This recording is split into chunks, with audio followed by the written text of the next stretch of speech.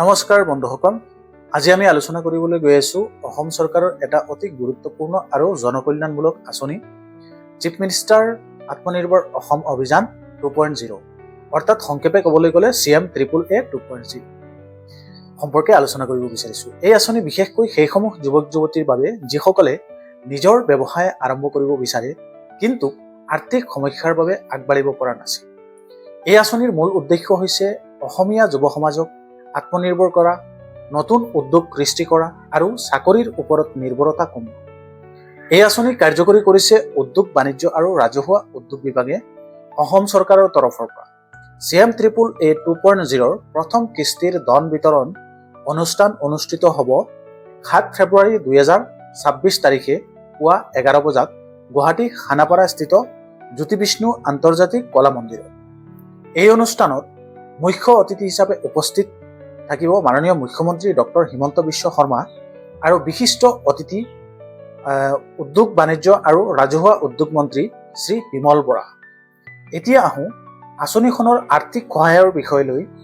এই আঁচনিৰ মূলতঃ দুটা শ্ৰেণী আছে, সাধাৰণ শ্ৰেণী আৰু পেছাদাৰী শ্ৰেণী। সাধাৰণ শ্ৰেণীৰ অধীনত প্ৰতিজন উপভোক্তাই লাভ কৰিব মুঠ 2 লাখ টকা, যাৰ ভিতৰত 50% হৈছে চৰকাৰী অনুদান যিটো ঘূৰাই দিব নালাগে আৰু 50% বিনা সুদে ঋণ অৰ্থাৎ কোনো বেংক সুদ দিব নালাগে।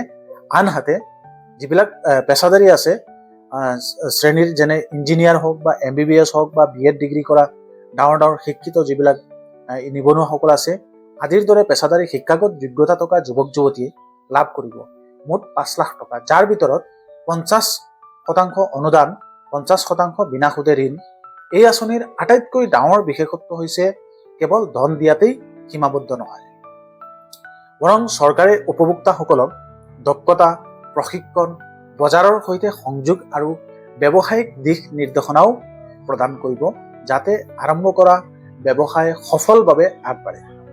এতিয়া কামৰূপ আৰু কামৰূপ মেট্ৰৰ তথ্য লৈ আপোনালোককে দেখুৱাব বিচাৰিছো। স্ক্ৰীণত লগাই দিছো, মুখ্যমন্ত্ৰী মহোদয়ৰ ফেচবুক পেজত আছে। 3710 জন কামৰূপ মেট্ৰত 1762 জন মিলি মুঠ 5072 জন সম্ভাৱ্য উদ্যোগীক এই আঁচনিৰ অধীনত সহায় দিয়া হ'ব আৰু ইয়াত মুঠ ধন বিতৰণ হ'ব প্ৰায় 56 কৰোৰ অধিক।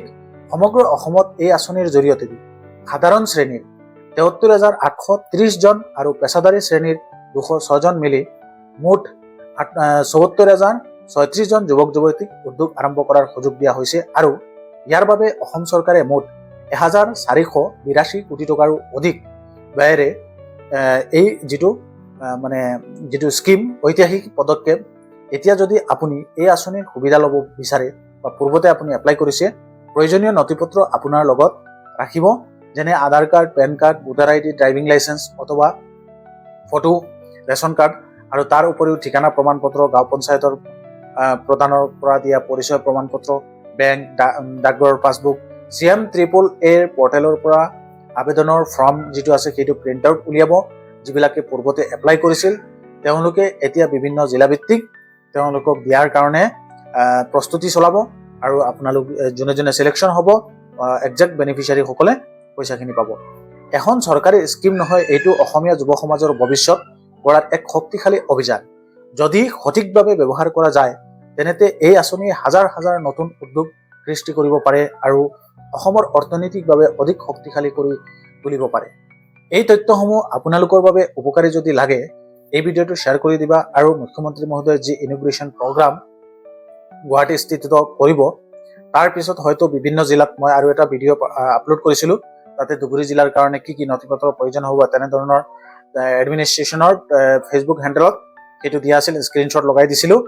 আৰু এতিয়া যিহেতু ইনগ্ৰেশ্যনৰ ডেটখিনি আপোনালোকে পাই গৈছে, টেণ্টেটিভ ডেটৰ কাৰণে মই কৈছিলোঁ, যিহেতু বিভিন্ন জিলাসমূহত এতিয়া টেণ্টেটিভ ডেটখিনি যেতিয়া দিছে হয়তো আপোনালোকৰ জিলাৰো একেবাৰে সময় ওচৰ চাপি আহিব।